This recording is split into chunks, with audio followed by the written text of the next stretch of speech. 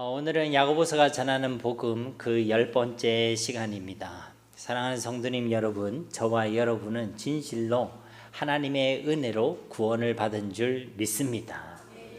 우리가 태어날 때 우리가 노력한 것은 별로 없습니다. 10달 동안 어머니 뱃속에서 그냥 가만히 있다가 나오면 되는 것이죠. 우리 한 생명을 위해 자기를 포기하는 것도, 또 스스로를 희생하는 것도, 그리고 그 힘든 고통을 감내하는 것도요, 오로지 그 아이를 품고 있는 어머니의 역할이었던 것입니다. 이처럼 우리가 하나님의 자녀로 이 세상 가운데 다시 태어나는 것도 결코 우리의 노력과 열심으로 되어지는 것이 아니란 것이죠. 우리의 힘으로는 우리를 미혹하고 넘어뜨리는 저 사탄의 문제를 해결할 수가 없고, 또 우리의 그 어떤 노력과 어떠한 대단한 정성으로도 우리는 우리의 죄악의 문제를 해결할 수가 없고, 또 하나님을 만날 수가 없습니다. 그래서 하나님께서는 이 땅에 그의 독생자 예수 그리스도를 보내주신 줄 믿습니다. 그 예수님께서 우리의 죄를 위하여 죄 없으신 그분이 우리 대신 십자가에서 죽으셨습니다. 또 우리의 모든 죄악의 문제와 사탄의 권세를 완전히 깨뜨리셨다는 증거로 사망을 이기시고 다시 부활하신 줄 믿습니다. 우리는 우리의 노력과 열심이 결코 아니라 오직 이 예수 그리스도를 믿는 믿음으로 저와 여러분은 다시 하나님과 함께 살아가고 다시 하나님과 동행하게 되는 그 구원의 은혜를 누리게 되었다는 것입니다. 우리가 잘 아는 말씀 에베소서 2장 8절과 9절 말씀에 보면, 너희는 그 은혜에 의하여 믿음으로 말미암아 구원을 받았으니 이것은 너희에게서 난 것이 아니요 하나님의 선물이라. 행위에서 난 것이 아니니 이는 누구든지 자랑하지 못하게 함이라. 우리가 받은 그 구원은 우리의 어떤 행위에서 난 것이 아니란 것입니다. 오직 예수 그리스도를 믿는 믿음으로 말미암아 구원을 받은 것이고, 그래서 이것을 뭐라고 한다고요? 하나님의 선물이라 한다는 것입니다. 이처럼 우리가 본질상 진노의 자녀에서 이제 하나님을 아바 아버지라 부를 수 있는 하나님의 자녀가 된 것은 전적인 하나님의 은혜요, 하나님의 사랑 때문이란 것입니다. 이것을 야고보서 1장 18절 말씀에서는 그가 그 피조물 중에 우리로 한 천 열매가 되게 하시려고 자기의 뜻을 따라 진리의 말씀으로 우리를 낳으셨느니라. 한 생명을 품어 그 부모의 사랑과 희생으로 한 생명이 태어났듯이 우리 한 생명을 위해 예수 그리스도께서 저 십자가에서 죽기까지 하신 그 놀라운 사랑과 희생으로 저와 여러분이 하나님의 자녀로 다시 거듭나게 된 줄로 믿습니다. 그래서 이것을 야고보서에는 우리로 천 열매가 되게 하시려고 자기의 뜻을 따라 진리의 말씀으로 우리를 낳으셨느니라. 그러니까 하나님이 약속하신 말씀대로 또 참 진리이시고 말씀 그 자체이신 우리 주 예수 그리스도의 그 은혜와 사랑으로 우리를 하나님의 자녀로 이 세상의 가운데 낳으셨다라고 말씀하고 있는 것입니다. 우리의 구원은 전적인 하나님의 은혜요, 하나님의 사랑이란 것이죠. 또 영원하신 말씀을 우리를 낳으셨기 때문에 우리의 구원도 가장 완전하고 영원한 줄 믿습니다. 이렇게 말씀으로 나음을 입은 그 하나님의 자녀들이 가지고 있는 중요한 특징이 있습니다. 그것은요, 우리가 계속해서 우리가 살펴보고 있는 말씀의 내용인데, 바로 하나님의 말씀이 그 심령 가운데 이미 심겨져 있다는 것입니다. 그러니까 말씀으로 나음을 입은 자들에게 가지고 있는 중요한 특징은 그 속에 하나님의 말씀이 심겨 있다는 것이죠. 야고보서 1장 21절 말씀, 그러므로 모든 더러운 것과 넘치는 악을 내버리고 너희 영혼을 능히 구원할 바 마음에 심어진 말씀을 온유함으로 받으라. 아니 목사님, 왜 야고보서 할 때마다 이 구절을 계속해서 보십니까? 제가 이 구절에 대해서 말씀드렸죠. 야고보서 전체의 요절이라고. 그러니까 여러 개의 우리가 말씀을 나누었지만 이미 우리 속에 하나님의 말씀이 심겨져 있다 라는 이 말씀은요, 여러 가지 시험이 가득한 이 땅을 살아가는 우리 하나님의 백성들에게 이미 모든 해답이 주어져 있다 라는 말과 다르지 않다는 것입니다. 그러니까 우리에게 여러 가지 시험이 틀림없이 우리가 살아가는 삶 가운데 많죠. 내가 감당할 만한 시험도 있지만 도무지 답이 나오지 않는 그런 난제와 같은 시험들도 틀림없이 우리는 만나게 됩니다. 그런데 그 모든 시험들 속에 이미 하나님께서는 우리에게 완전한 해답을 주셨다는 것이죠. 해답을 가지고 시험을 보면 시험이 쉽습니까? 어렵습니까? 쉽죠? 여러분 모든 시험 가운데 그런 해답이 주어져 있다는 것은요, 우리가 만나는 그 모든 시험 속에 우리가 온전히 기쁨으로 그 시험을 인내할 수 있다라고 말씀하고 있다는 것입니다. 이제 중요한 것은 무엇이냐면 하나님께서 그렇게 우리에게 주신 그 해답, 곧 이미 우리에게 심겨두신 그 말씀을 우리가 온유함으로 받는 것, 그것이 정말로 중요한 일인 줄 믿습니다. 우리가 그 말씀을 온유함으로 받기만 하면 그 말씀과 그 말씀을 신실히 이루어 가시는 그 하나님의 역사가 우리로 하여금 어떤 시험 가운데서도 우리로 참된 기쁨으로 인내하게 하고 반드시 우리를 온전하게 하시는 그 승리와 하나님의 은혜를 누리게 하실 줄로 믿습니다. 그러면 우리가 하나님의 말씀을 그렇게 온유함으로 받았다, 그것을 어떻게 알 수 있습니까? 여기에 대해 야고보서는 우리에게 아주 친절하게도 중요한 기준을 제시해 주고 있죠. 그것도 무려 3가지나 제시해 주고 있습니다. 그 내용이 바로 지난주에 우리가 살펴보았던 야고보서 1장 26절과 27절 말씀이죠. 우리 함께 봉독해 보겠습니다. 누구든지 스스로 경건하다 생각하며 자기 혀를 재갈 물리지 아니하고 자기 마음을 속이면 이 사람의 경건은 헛것이라. 하나님 아버지 앞에서 정결하고 더러움이 없는 경건은 고아와 가부를 그 환난 중에 돌보고 또 자기를 지켜 새 속에 물들지 아니하는 그것이니라. 아멘. 그러니까 우리가 하나님의 말씀을 온유함으로 받았다라는 그 중요한 증거는 뭐냐면 하나님 아버지 앞에서 정결하고 더러움이 없는 그 참된 경건으로 드러나게 되어 있다는 것입니다. 온유함으로 말씀을 받았다면 우리에게 참된 경건의 열매가 맺어지게 된다는 것이죠. 그것을 야고보서는 3가지로 나누어 말씀하고 있는 것입니다. 첫째는 무엇이었습니까? 고아와 가부를 그 환난 중에 돌보는 긍휼의 마음이었고, 둘째는 그 혀에 재갈을 물리는 온전한 말이고, 세 번째는 자기를 지켜 새 속에 물들지 않은 정결하고 거룩한 삶인 줄 믿습니다. 지난주에도 우리가 말씀드렸듯이 오늘을 포함하여 앞으로 우리는 바로 이 야고보서 말씀을 통해 이 3가지 참된 경건의 열매, 경건의 삶에 대해서 함께 살펴보려고 하는 것입니다. 그리고 앞서 말씀드린 바와 같이 오늘부터 살펴볼 이 야고보서 2장 말씀에는 이 3가지 경건의 열매 중 그 첫 번째 열매, 곧 긍휼의 마음에 대해서 말씀하고 있습니다. 자, 그러면 이제 이 야고보서가 증거하고 있는 이 긍휼의 마음에 대해서 함께 말씀을 살펴보도록 하겠습니다. 1절 말씀 우리 함께 다시 한번 봉독하겠습니다. 내 형제들아, 영광의 주 곧 우리 주 예수 그리스도에 대한 믿음을 너희가 가졌으니 사람을 차별하여 대하지 말라. 아멘. 그러니까 우리가 긍휼을 얘기하면서요, 이 2장의 첫 서두는요, 차별하지 말라 이 얘기를 지금 하고 있는 것입니다. 차별하지 않는 것이 바로 긍휼이란 것이죠.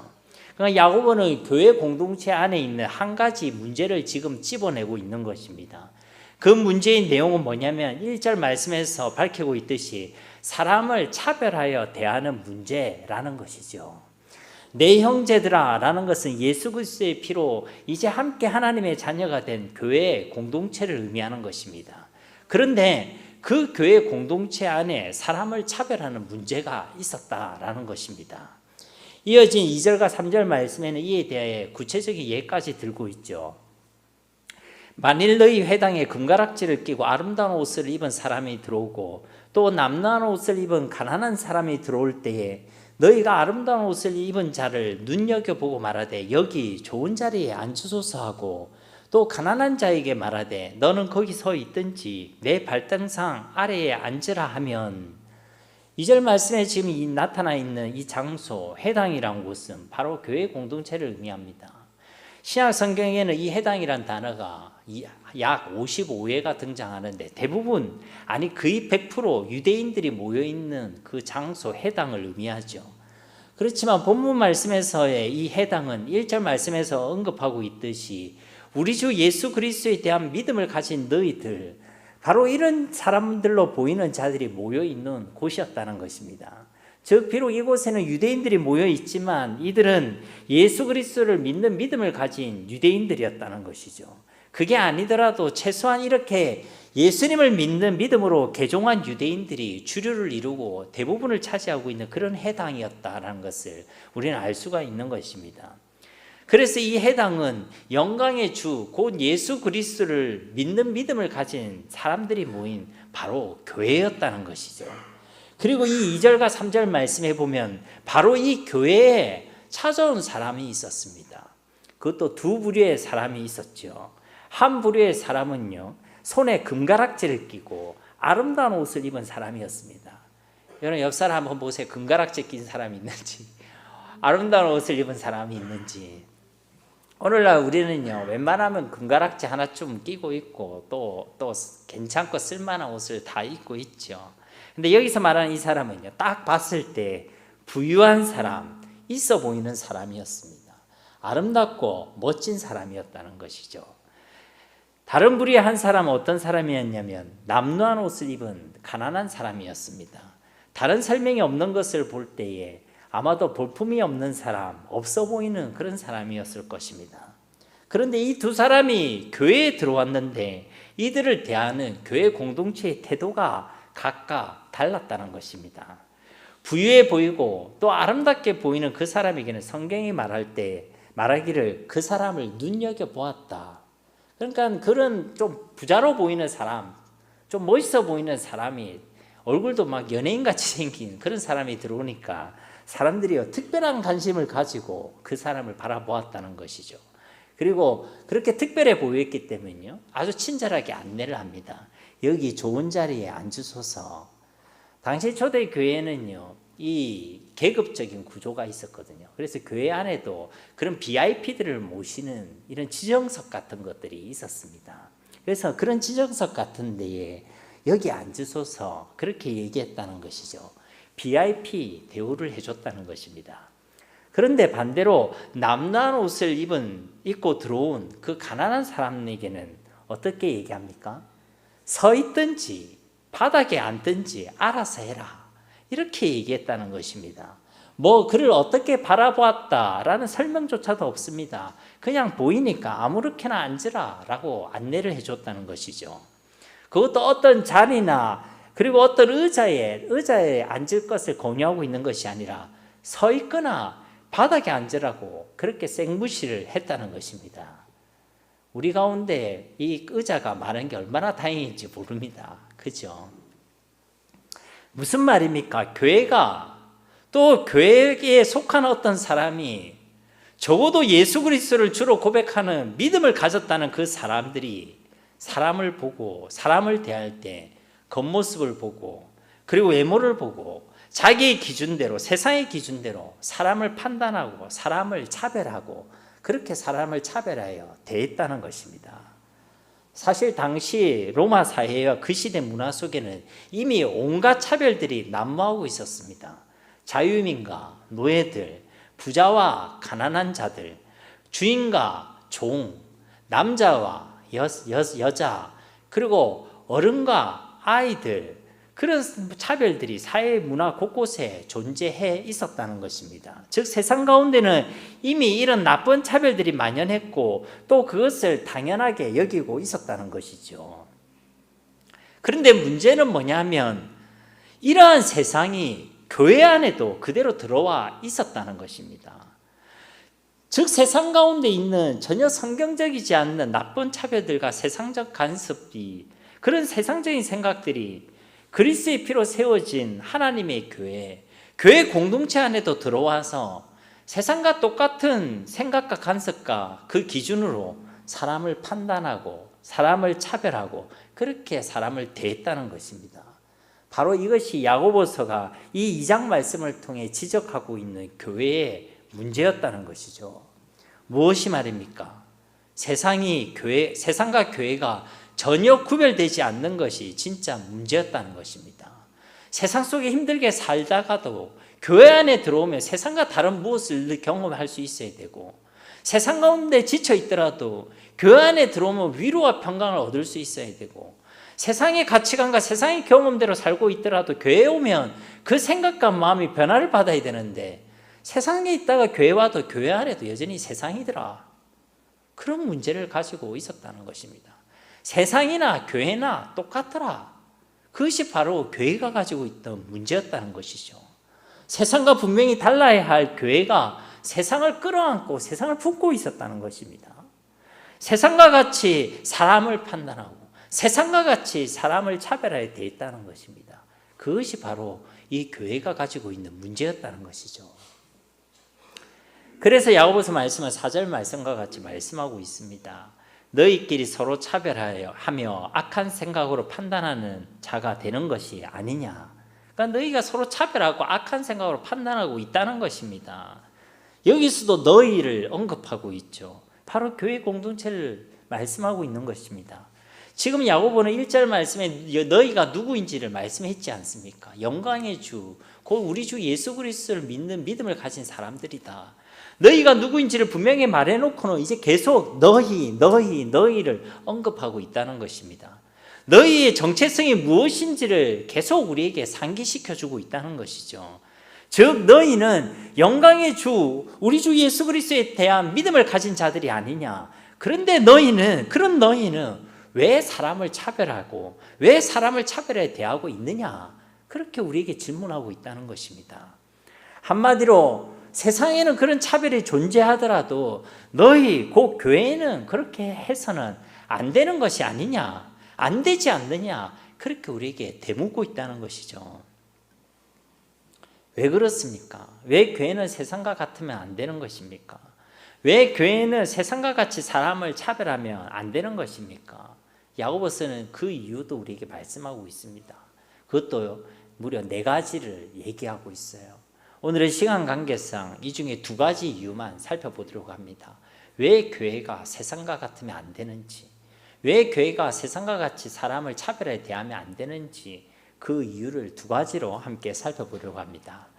먼저 첫 번째 이유는 1절 말씀과 같이 교회는 영광의 주, 곧 우리 주 예수 그리스도에 대한 믿음을 가졌기 때문인 것입니다. 사랑하는 성도님 여러분, 우리가 믿는 예수 그리스도는 영광의 주가 되시는 줄 믿습니다. 영광의 주라는 이 표현은요, 예수 그리스도께서 십자가에서 죽으시고 부활하셔서 하늘의 영광을 취하신 그 예수님을 의미하는 표현입니다. 즉 우리는 예수님께서 십자가에서 죽으셨을 뿐만 아니라 부활의 영광, 승리의 영광을 취하신 그리스도임을 함께 믿는다는 것입니다. 사실 예수님의 육신의 형제였던 이 야고보서를 기록한 이 야고보는요, 그 역시도 예수님을 처음부터 진정으로 알아보지는 못했습니다. 그러나 고린도전서 15장 7절 말씀을 보시면 그 후에 야고보에게 보이셨으며 그 후에 모든 사도에게와 그가 예수님의 부활을 분명하게 목격하고 경험한 이 사건 이후에는 야고보 그도요, 예수님을 분명하게 믿게 되어졌습니다. 이전과는 완전히 다른 삶을 살아내게 되었다는 것이죠. 그러나 그 이전에는 그도 예수님을 온전히 믿지 못했다는 것입니다.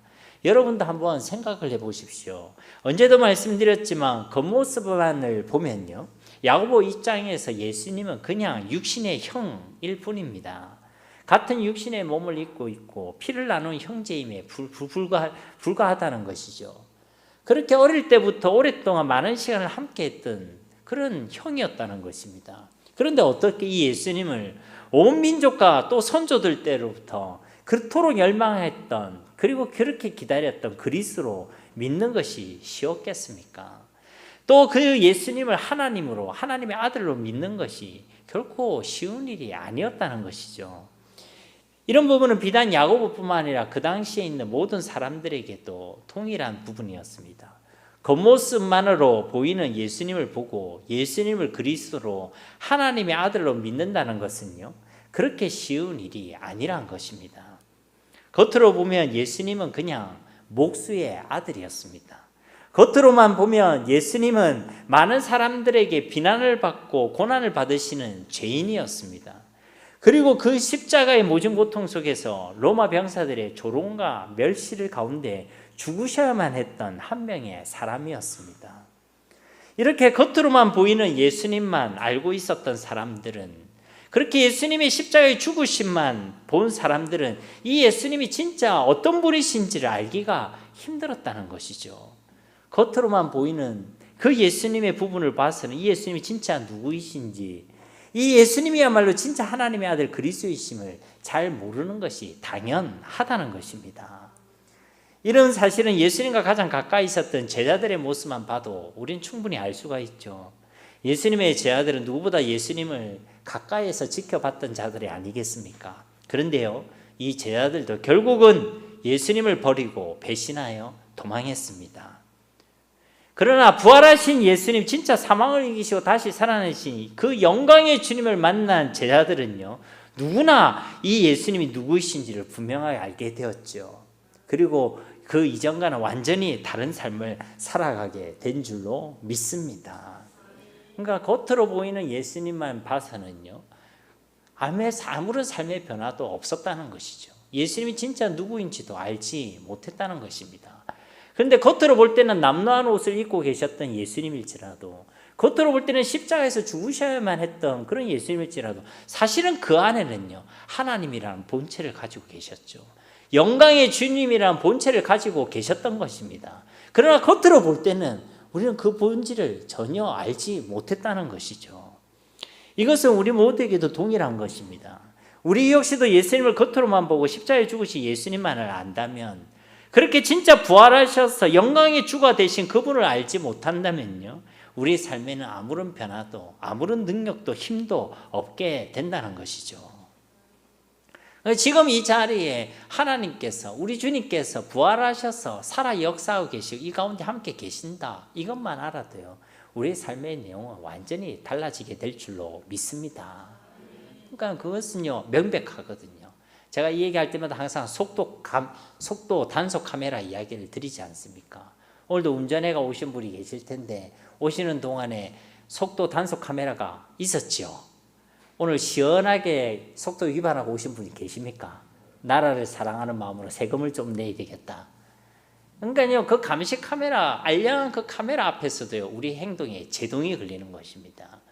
그런데 부활하신 하나님 이곳에 함께 계시고 나를 보고 계신다, 삶의 제동이 없다, 그게 이상한 것이죠. 삶이 달라짐이 없다, 그게 이상하다는 것입니다. 결국 우리가 부활의 주, 그 영광의 주를 분명히 믿고 확신하는가에 따라 우리 삶의 능력이 있는지, 우리 삶에 진짜 변화가 있는지, 그런 것이 결정되게 된다는 것입니다. 사랑하는 성도님 여러분, 우리 주님께서 우리를 위해 십자가에서 죽으셨을 뿐만 아니라 진실로 그 모든 사망 권세를 이기시고 부활하셔서 지금도 우리와 함께 계시고 살아 역사하시는 줄 믿습니다. 이런 믿음이 있어야 이전과는 다른, 완전히 다른 삶을 살아내게 된다는 것이죠. 다시 본문 말씀으로 돌아와 여기서 이 야고보가 이렇게 예수님을 영광의 주로 고백하는 것은요, 그에게 있어서는 이런 아주 특별한 의미를 가진 고백이었다는 것입니다. 겉으로 볼 때 과거에 그는 겉으로만 예수님을 보았다는 것이죠. 그냥 한 배에서 나온 형제요, 형으로만 알고 있다가, 특별한 한 사람 정도로만 알고 있다가, 그렇게 예수님이 진짜 누구인지를 모르고 있다가, 이제 그가 부활의 영광을 입으신 그 영광의 주님을 만나게 되었을 때 비로소 이 야고보는 진짜 예수님이 누구이신지 분명히 알게 되었던 그런 경험을 가지고 있던 사람이었습니다. 그런 개인적인 경험을 가지고 지금 교회들을 지켜보고 있는 것이죠. 그런데 교회가 똑같이 그렇게 겉모습만을 보고 사람을 판단하고 있다는 것입니다. 다른 누구보다 이 야고보는 마음이 아팠겠죠. 그래서 그들에게 권면하는 것입니다. 너희들은 영광의 주님이신 그 예수 그리스도를 믿는다고 고백하는 자들 아니냐. 겉으로만 예수님을 믿는 자들이 아니라 그 속에 있는 그 부활의 영광을 알고 믿고 그것을 고백하는 자들이 아니냐. 그것과 다르게 예수님 안에는 영광의 본체가 있었음을 분명히 깨달은 사람들이 아니냐. 그리고 그것을 믿는다고 고백하는 사람들이 아니냐. 그런데 왜 아직도 우리는 사람을 볼 때는 왜 그 사람의 겉모습만을 보며 사람을 함부로 판단하고 함부로 차별하여 그렇게 대하고 있느냐. 그렇게 권면하고 있다는 것입니다. 적어도 예수님을 영광의 주로 고백하고 믿는다면, 그런 믿음을 가진 사람이라면, 예수님을 겉으로만 보고 믿은 게 아니라 그 안에 부활의 영광이 있다는 것을 우리가 믿고 고백한 사람들이라면 그렇게 해서는 안 된다는 것이죠. 사랑하는 성도님 여러분, 우리 역시도 사람을 볼 때요, 그 겉모습만을 바라본다면 그 사람이 진짜 어떤 존재인지를 놓치게 되고 또 착각하게 됩니다. 불신자를 바라볼 때도요, 그들의 겉모습만을 보면 그들의 본질이 어떤지를 우리는 모르게 됩니다. 그들의 본질이 무엇인지를 볼 수가 없게 된다는 것이죠. 겉으로 보이는 때에 그들이 형통할 수 있습니다. 특히 그들의 형통함과 잘됨을 볼 때에 정말로 그 불신자들인데 뭐 하나 부족함이 없는 것 같이 보이는 그들을 바라볼 때에 우리 가운데도 드는 생각이 있죠. 정말로 이들에게 예수 그리스도가 필요할까? 그러니까 그 겉모습만을 보게 될 때는요, 그들에게 예수 그리스도가 반드시 필요하다라는 이런 확신을 가질 수가 없다는 것입니다. 그들이 세상에 많은 부를 가지고 있고 또 그런 부를 누리고 있다 할지라도, 또 그들이 높은 자리와 강력한 권력을 가지고 있어서 그 힘과 영향력이 대단하다 할지라도 그들이 예수를 믿지 않는다면 그들의 본질은 마귀의 자녀입니다. 결국 멸망당하고 심판당하며 저 지옥으로 갈 수밖에 없는 죄인일 뿐이란 것이죠. 그런데요, 우리가 겉으로만 보면 그것이 보이지 않는다는 것입니다. 그것에 대한 확신이 나에게서부터도 없다는 것이죠. 그래서 그들을 긍휼히 여기지 못하는 것입니다. 오히려 그들이 가지고 있는 세상과 그들이 가지고 있는 세상의 것이 마냥 부러울 수 있다는 것이죠. 그리고 그들에게 이 예수가 필요하다는 것이 보이지 않으니까 그들에게 이 복음을 전하는 것을 두고도 무관심하거나 아니면 갈등할 수밖에 없게 된다는 것입니다. 또 우리가 함께하는 성도들을 바라볼 때도 겉으로 바라보면요, 어떻습니까? 겉으로만 바라보면 그들이 진짜 어떤 존재를 모르기 때문에요, 성도끼리도 한 형제, 자매임에도 불구하고 그 사람을 온전히 사랑하지 못하지요.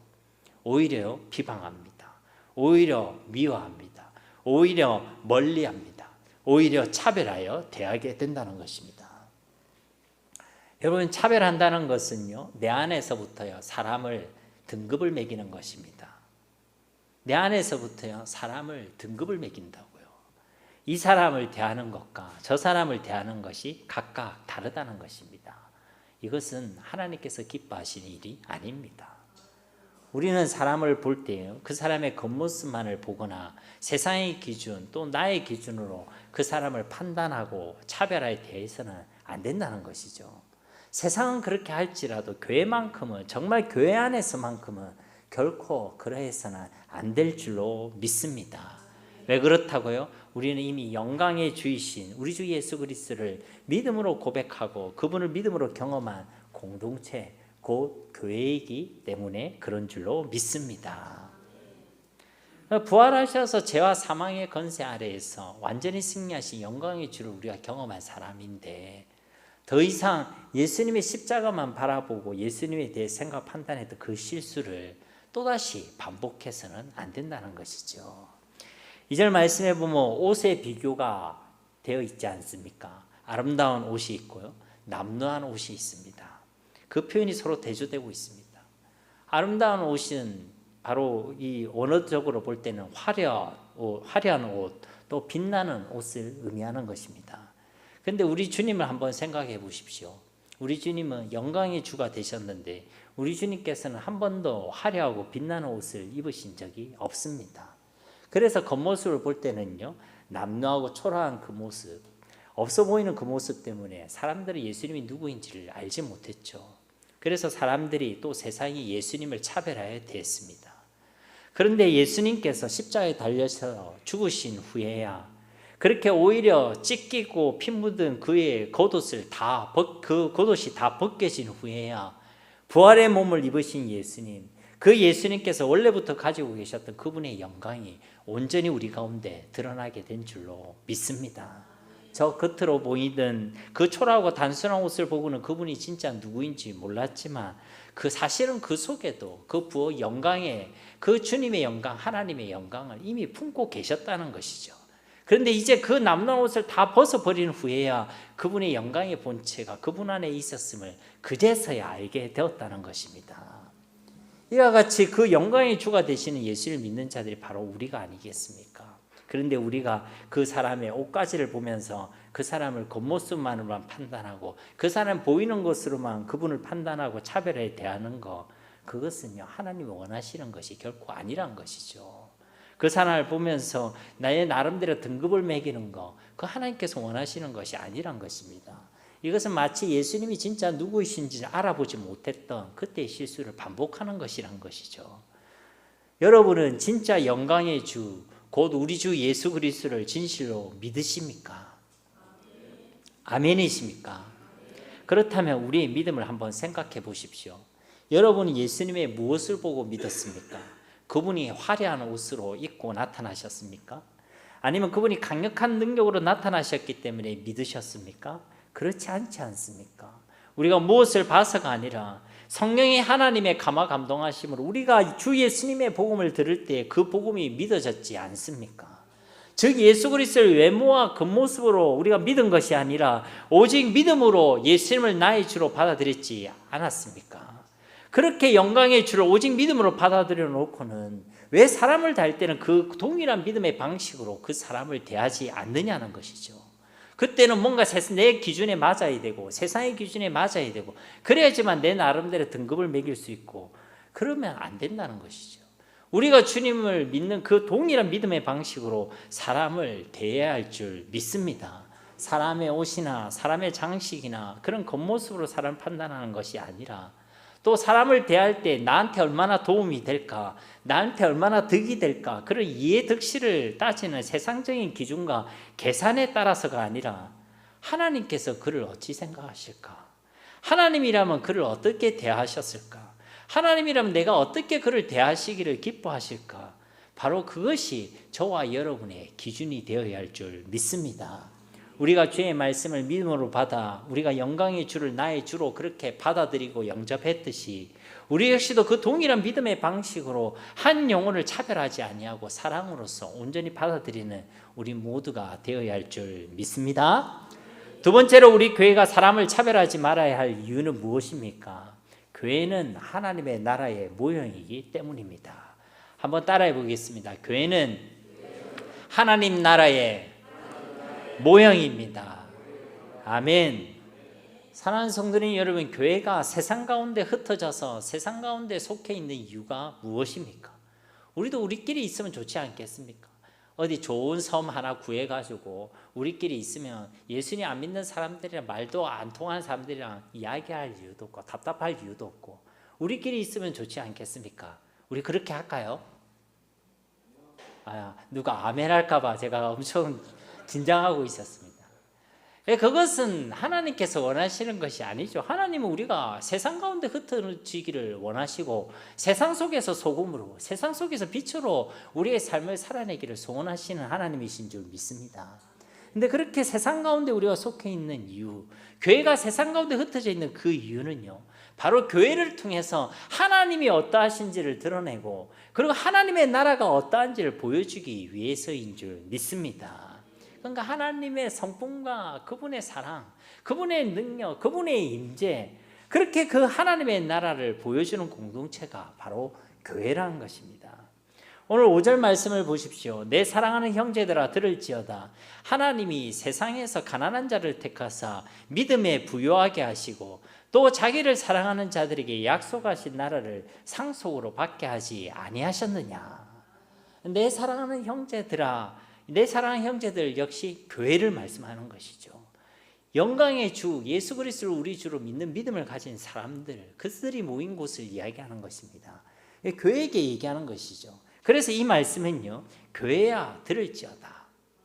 그러니까 이걸 조금 뉘앙스를 살리면요, 교회들아 좀 똑바로 들어라.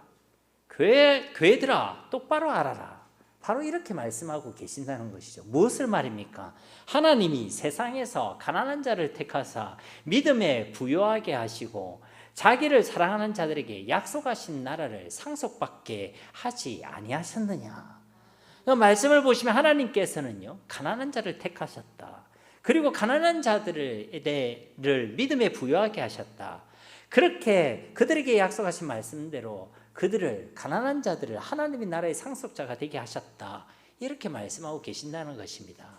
그리고 이것이 바로 하나님의 방식이고 하나님 나라의 방식이란 것이죠. 그렇다면 하나님 나라의 모형인 교회가 드러내야 할 방식, 선택해야 할 방식, 살아내야 할 방식이 바로 이것이란 것입니다. 그렇다고 이 말씀은 가난한 사람들이 부자들보다 더 낫다거나 가난한 사람이 더 옳다거나 더 어렵다거나 그래서 다 같이 가난해지자, 그런 말씀은 결코 아닙니다. 문맥상으로 볼 때 이 말씀은요, 우리 하나님께서는 그 누구도 차별하지 아니하셨다는 것이죠. 그 어떤 영혼도 악하게 판단하거나 차별하지 아니하셨다는 것입니다. 부자든 가난한 사람이든 건강한 사람이든 병든 사람이든 장애가 있는 사람이든 장애가 없는 사람이든 남성이든 여성이든 연로한 사람이든 연소한 사람이든 세상에서는 이러한 것들이 다 차별의 이유가 되겠지만 하나님께서 그 모든 영혼들을 한 사람 한 사람을 천하보다 귀하게 여기셨고 그 모든 영혼들을 자신의 생명보다 더 소중히 여기시는 줄 믿습니다. 저도 얼마 하진 않았지만 사역을 하다 보면요, 보기만 하면 힘이 나는 사람이 있습니다. 여러분 여 사람 한번 보세요. 힘이 나는지. 표정 관리 잘 하시고. 보기만 하면요 막 힘이 나는 사람이 있고 보기만 해도요 은혜가 되는 사람이 있습니다. 그런데요 반대로 보기만 해도요 괜히 기분이 우울해지는 사람이 있습니다. 보기만 해도 힘이 빠지는 사람이 있고 보기만 해도 근심이 되는 사람이 있고 보기만 해도 부담이 팍팍 되는 사람도 있습니다. 그러다 보니까요 어느 순간에 저도 모르게 사람을 제한해서 구별하고 있더라고요. 사역자는 그렇게 하면 안 되는데 제 마음속에 사람을 구별하고 있더라는 것입니다. 그러다가 어느 날 하나님께서 제게 말씀을 통해 주시는 감동이, 하나님께서는 한 영혼을 천하보다 귀하게 여기신다는 사실이었습니다. 그러니까 하나님께서는 어떤 영혼은 조금 더 귀하게 여기시고 어떤 영혼들은 좀 더 덜 귀하게 여기시고 하는 것이 아니라 그 모든 영혼들을 최고로 사랑해 주시고 또 다 모든 영혼들을 천하보다 귀하게 여겨 주신다는 것이죠. 하나님께서 그 영혼을 천하보다 귀하게 여기신다고 하는데 나는 그 영혼들을 차별하고 있었다는 겁니다. 이 사람은 A, 이 사람은 B, 이 사람은 C.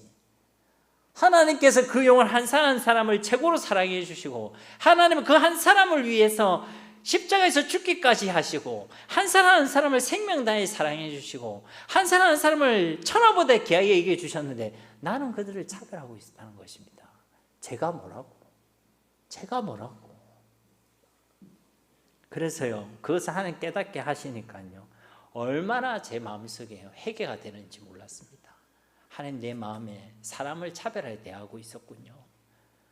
주님은 그렇게 하시지 않으셨는데 제가 건방지게도 교만하게도 사람을 그렇게 차별하고 있었네요.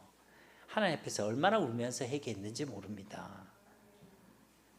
거듭 말씀드리지만 교회는 하나님의 나라의 모형이 되어야 합니다.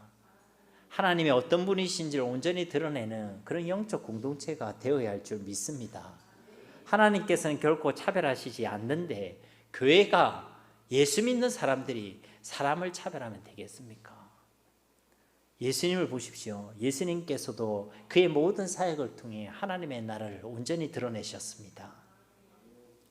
마태복음 11장 5절 말씀에 보면 맹인이 보며 못 걷는 사람이 걸으며 나병한 자가 깨끗함을 받으며 못 듣는 자가 들으며 죽은 자가 살아나며 가난한 자에게 복음이 전파된다 하라. 예수님께서는 당신의 사역을 통해 맹인을 고치셨고 못 걷는 사람도 고치셨고 나병한 자도 깨끗함을 받게 하셨고 못 듣는 자가 듣게 하셨고 죽은 자를 살리시고 가난한 자에게 복음을 듣게 하셨다는 것입니다. 이 말씀은요 예수님이 단순히 수많은 기적을 행하셨다 이렇게 말씀하고 있는 것이 아닙니다. 오늘 이 5절 말씀과 같이 예수님께서도 세상적으로 볼 때는 차별당했던 자들, 곧 가난하고 천하며 연약한 자들을 택하셔서 그들을 온전하게 하시고 그들의 믿음을 부여하게 하셨다는 것입니다.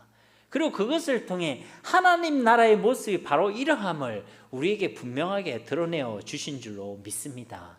그 어떠한 차별도 없는 나라, 그 어떠한 편견도 없는 나라, 그 나라가 바로 하나님의 나라이며 우리 예수님께서는 그의 사역과 그의 삶을 통해 친히 이 하나님의 나라를 우리에게 증거하여 주셨다는 것입니다. 그리고 그분의 몸된 우리 교회들도 이 예수님과 같이 하나님을 드러내고 하나님의 나라를 온전히 드러내는 천국의 모형들이 되어야 할 줄 믿습니다. 만약 하나님께서도요 우리를 차별하셨다면 어떠했겠습니까? 하나님께서 우리의 겉모습과 우리의 행위와 우리의 정성과 우리의 노력대로 우리를 대하셨다면 어떻게 되었겠습니까? 우리의 삶의 모양과 우리의 행실 가운데 하나님의 사랑을 받을 만한 그 무엇이 있었습니까? 우리에게 하나님으로부터 구원을 받을 만한 그 어떠한 모양과 선함이 있습니까? 그렇지 않습니다. 설교 서두에서도 분명하게 말씀드렸듯이 우리가 구원받은 것은 우리의 노력과 우리의 선함과 우리의 모양과 우리의 행위 때문이 아닙니다. 이 5절 말씀과 같이 보잘것없고 연약하고 부족하고 도무지 자격이 없는 우리를 하나님께서 택해 주셨고 믿음에 부여하게 해 주셔서 장차 이 땅과 내세 하나님의 나라를 유업으로 받는 하늘의 상속자 곧 하나님의 자녀가 되게 하신 줄 믿습니다. 하나님의 은혜요 하나님의 사랑이란 것이죠. 이처럼 우리도 이런 차별 없는 하나님의 사랑을 받았다는 것입니다. 그런 사랑을 받아놓고는 정작 우리는 사람을 차별해 대한다. 이것은 개구리가 무슨 시절을 모른다고요? 올챙이적 시절을 모른다는 것입니다. 만약 교회가 이런 하나님의 사랑과 은혜를 잊어버리고 교회 역시도 세상과 다를 바 없이 세상의 기준대로 사람을 판단하고 차별하여 사람을 대한다면 교회의 본질적인 사명이 곧 하나님의 영광을 드러내고 하나님의 나라를 드러내는 그 영광스러운 사명을 결코 감당할 수 없다는 것이죠. 교회가 만약 그렇게 차별한다면 내가 사람의 등급을 내고 나에게 이익이 되는지 안 되는지 이해 득실에 따라 사람을 차별해 대하고 있다면 세상의 기준과 내 기준에 따라 사람을 선을 긋고 그 사람은 딱 이런 사람이야 라고 하면서 거리를 두고 그렇게 살아가고 있다면 그것은 틀림없이 자신에게 하나의 문제가 있음을 이야기하는 것입니다. 내가 받은 그 주님의 사랑을 내가 기억하지 못하고 있다는 것이죠. 나는 내가 받은 그 하나님의 놀라운 사랑, 차별 없는 그 사랑과 그 은혜를 내가 모르고 있다는 것입니다. 이전에 내가 알고 믿었더라도요. 지금 내가 그것을 잊고 살아가고 있다는 것이죠. 그래서 그 공동체는 4절 말씀과 같이 서로 차별하며 악한 생각으로 판단하는 그런 공동체가 되게 된다는 것입니다. 그렇게 잘못된 자기의 기준으로 세상의 기준으로 사람을 함부로 판단하고 차별하는 악하고 교만한 재판관들만 모인 그런 공동체가 되게 된다는 것이죠. 그러면 교회는요 너무나도 힘이 듭니다. 올 때마다요 사람의 시선을 신경 쓰게 되죠. 사람을 봐도요 사람이 옳게 안 보입니다. 악하고 교만한 재판관들이 얼마나 많은지 사람을 보면 다 판단하고 있죠. 다 정죄하고 있습니다. 그렇게 사람의 등급을 매기고 차별하고 있습니다. 여러분 그게 교회입니까? 그게 천국인가요? 그게 하나님 나라입니까? 그게 바로 지옥입니다. 그게 바로 지옥이에요. 하나님의 사랑이 없는 곳, 하나님의 긍휼이 없는 곳, 그것이 바로 하나님의 나라가 결코 될 수 없다는 것입니다. 하나님께서 좋아하시지 않습니다. 참 잘했어요. 그렇게 칭찬하시지 아니하십니다. 오히려 너무 마음 아파하실 것입니다. 다른 공동체도 아니라 예수님을 영광의 주로 고백하는 교회가 그렇게 하고 있으니까 하나님의 나라를 온전히 드러내야 할 교회가 그렇게 하고 있으니까 너무 마음 아프실 것이란 것이죠. 찬송가 311장 4절 가사를 보면요 이렇습니다.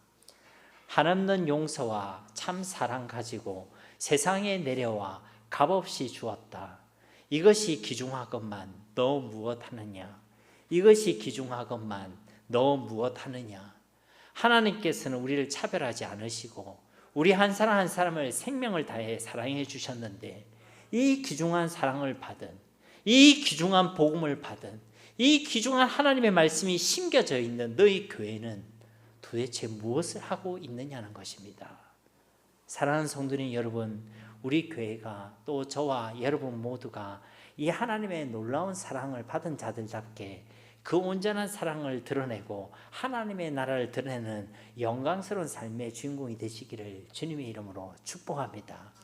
한 영혼을 함부로 판단하고 차별하여 대하는 자들이 아니라 그 영혼 한 영혼을 천하보다 귀하게 여기시는 하나님을 우리가 항상 기억하여 그 영혼이 그 누구라 할지라도 어떤 모습을 하고 있지라도 그 영혼을 귀하게 여기고 사랑할 수 있는 우리 모두가 되기를 간절히 소망합니다. 그것이 바로 야고보서가 증거하고 있는 영광의 주, 우리 주 예수 그리스도에 대한 믿음을 가진 교회의 참된 모습이고, 또 동시에 우리 주 예수님께서 그의 모든 삶과 사역으로 증거하신 교회가 드러내어야 할 하나님 나라의 모습인 줄 믿습니다. 그러므로 이 예수님에 대한 우리의 믿음에 합당한 삶을 살아내며 또 우리에게 주신 그 사명을 생명으로 잘 감당해내는 우리 세계를 교회 모든 가족들이 다 되시기를 우리 주 예수님의 이름으로 간절히 축원드립니다. 이 시간 우리의 말씀을 기억하시면서 함께 기도하기를 소망합니다. 주님, 우리가 영광의 주를 믿음으로 고백한 자들답게 살아가게 하옵소서. 하나님의 나라를 온전히 드러내어야 할 그런 교회로서 우리가 그 사명을 생명으로 감당하게 하옵소서. 혹 우리 가운데 하나님이 원치 않는 그런 모습, 그런 생각, 그런 차별의 마음이 있다면 주님, 우리를 긍휼히 여겨주시고 우리를 차별하게 대하지 아니하셨던 그 주님의 사랑으로 우리의 마음을 채워주옵소서. 그래 우리도 모든 사람을 하나님의 마음으로, 주님의 마음으로 대할 수 있도록 은혜를 베풀어 주옵소서. 우리 합심으로 이 시간 기도하며 나아가도록 하겠습니다. 살아계신 아버지 하나님, 감사합니다. 오늘도 하나님의 귀한 말씀을 통하여 우리의 모습을 돌아보게 하시고 하나님의 놀라운 사랑을 다시금 기억하게 하심을 감사드립니다. 우리를 차별하지 아니하시고 우리를 천하보다 귀하게 여기시고 우리 한 영혼을 생명을 다해 사랑해 주셨던 그 주님의 사랑을 하나님 우리가 잊지 않기를 원합니다. 우리의 모든 삶 가운데 그 주님의 사랑을 확신하며 경험할 수 있기를 원합니다. 또 그 주님의 사랑으로 하나님 우리가 만나는 모든 영혼들을 대할 수 있기를 간절히 소망합니다. 영광의 주를 믿음으로 고백한 자들답게 살아가게 하옵소서. 더 이상 사람을 우리 기준대로, 세상의 기준대로 판단하지 않게 하옵소서. 하나님의 기준대로, 말씀을 기준으로 영혼을 대하게 하시고 주님의 마음으로 그 영혼을 대하게 하셔서 그 어떤 영혼도, 그 어떤 모습이랄지라도 결코 차별함이 없게 하옵소서. 그런 긍휼의 마음을 우리 가운데 허락하게 하여 주셔서 주님이 우리에게 걸어하셨듯이 우리도 주님과 같이 그렇게 살아가게 하여 주시옵소서. 혹 우리 마음에 잘못된 마음들이 있습니까? 어리석고 못된 생각들이 있습니까? 사람을 판단하고 정죄하며 사람을 차별하고 악하고 나쁜 마음들이 있다며 주여 이 시간 주님의 십자가의 보혈로 용서하여 주시옵소서. 우리 마음에 새 마음과 새 영을 부어주시고 굳은 마음을 기경하여 주시옵소서. 교회로 부름받은 우리가 이제는 온전히 예수 그리스도를 드러내게 하시고 온전히 하나님의 나라를 드러낼 수 있는 주의 백성들로 살아가게 하여 주시옵소서. 우리에게 놀라운 사랑과 은혜를 베풀어 주신 주님, 오늘도 그 주님을 찬양합니다. 경배합니다.